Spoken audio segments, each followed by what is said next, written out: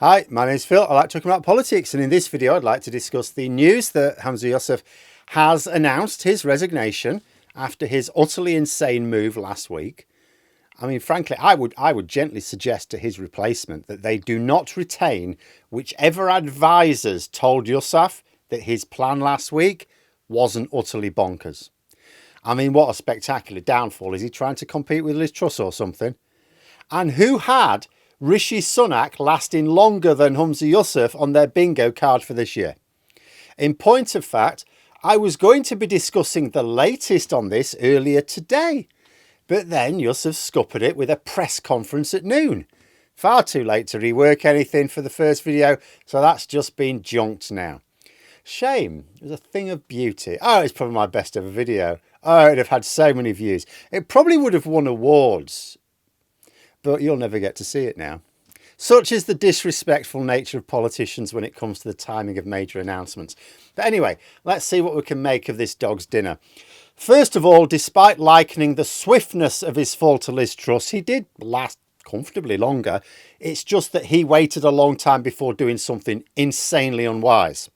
He will also not be Scotland's shortest serving First Minister, although only just. That being said, the time between act of stupidity and downfall was a lot quicker than for Truss. But, you know, realistically, that is down to his lack of parliamentary majority. Unfortunately for Yousaf, there is no such thing as the political equivalent of the Darwin Awards, though maybe there should be. He tried to regain some credibility by saying that he was not willing to trade his principles just to win a confidence vote. Now, I am willing to take him at his word there, but it is utterly irrelevant. The reason he resigned is because he stuck two fingers up at the party whose support he needed, and there was no credible way of getting Alba's support. I am just going to have to point out here, there are people who say, oh, you know, Humza Yousaf, he seemed quite nice. And yeah, sure he did. What he said last week was not nice. So I have limited sympathy. It wasn't just that it was politically insane. It was fundamentally disrespectful to his alliance partners. The way he did it, what he said, was not what a nice person says. You know, but this issue of the principles is irrelevant because let's say Yousaf were prepared to accept Alba's terms.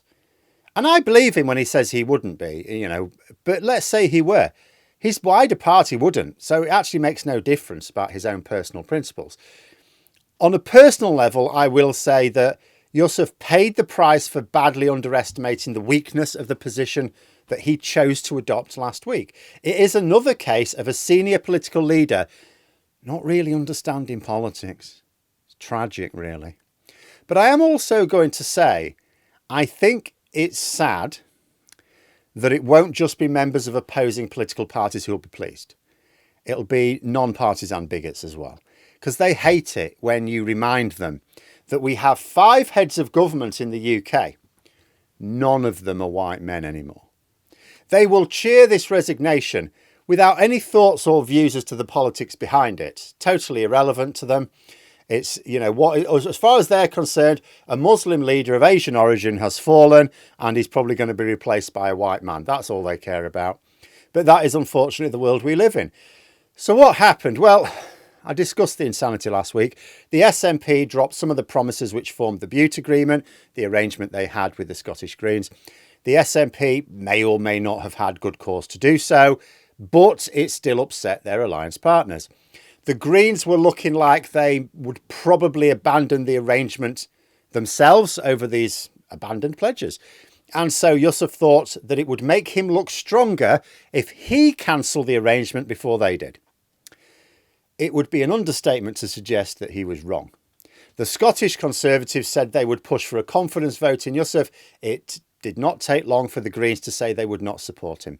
This left him with the only vote which could save him being that of the former SNP MSP Ash Regan, whom he defeated in the leadership contest last year. She took it so badly she defected to Alba, which is the party set up by Alex Salmond when he decided that he'd like to be relevant again. Because the parliamentary arithmetic is this. At the last Holyrood election, the SNP almost got a majority, really close. They got exactly half the seats. Now, that is enough to survive a confidence vote, because you basically only need half, because then the presiding officer has the casting vote. Presiding officers, like the Speaker of the House of Commons, always votes in favour of the status quo. They're certainly not going to vote to destabilise the government. So it would have been fine.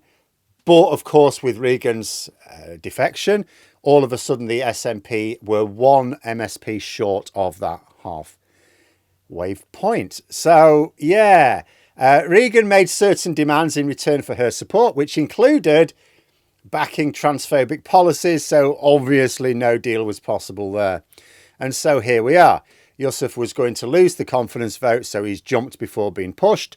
In theory, the SNP, I suppose, might have persuaded Reagan to back Yousaf if they could convince her that the alternative was an early election. If the SNP were prepared to back Yousaf to the hilt, because I don't think Reagan would retain her seat if there were to be an election this year. But the SNP are also projected to lose seats as well, with the Greens probably gaining.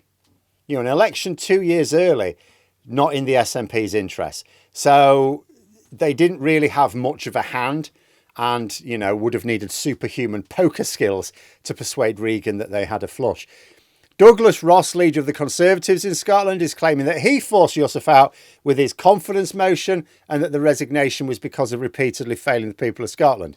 Now, obvious party political stuff, but the reality is Yousaf has resigned today because he said something monumentally stupid last week. That's it. End of story. So stupid that no political advisor worth their salt should have signed off on it. The SNP now have quite a tricky little task to perform. I imagine their main aims are going to be three things.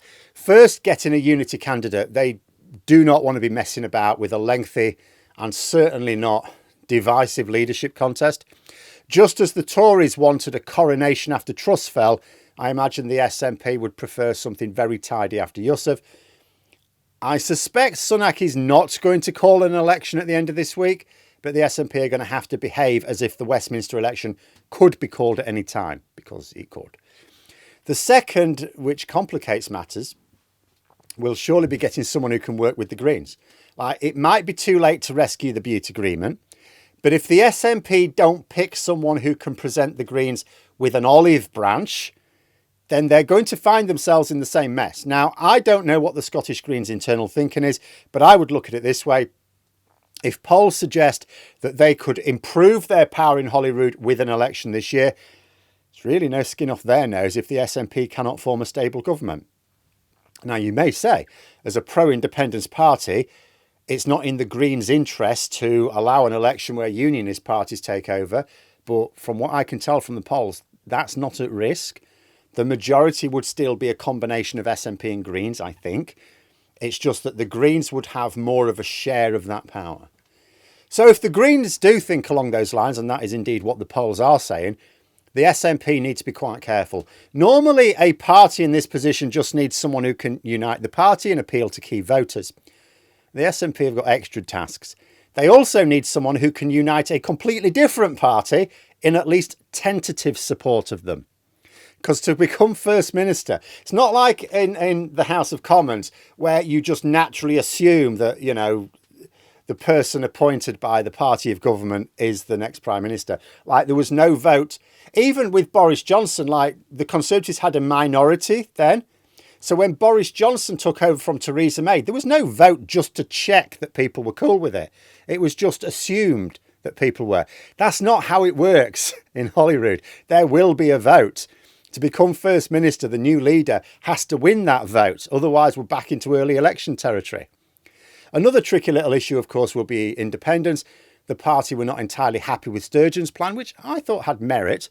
And so the issue came to the fore with Yousaf as well. He seemed to calm that down.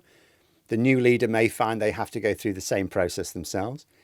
It is, after all, considered a fairly important policy for SNP voters and members alike. But there's no settled view on what the plan should be. Although I would say, can the SNP really afford to get bogged down in reviewing all of their major policies again when they want a strong showing in the Westminster elections, whenever Sunak calls them? But anyway, it looks like we're going to be getting another leadership contest to decide a head of government before the general election. Just not with the party that everyone was looking at. But there we are. Those are my thoughts. If you enjoyed the video, please subscribe for further content and click the like button. You can also sign up for memberships if you'd like to support the channel further. Thanks for watching, and until next time, I'll see you later.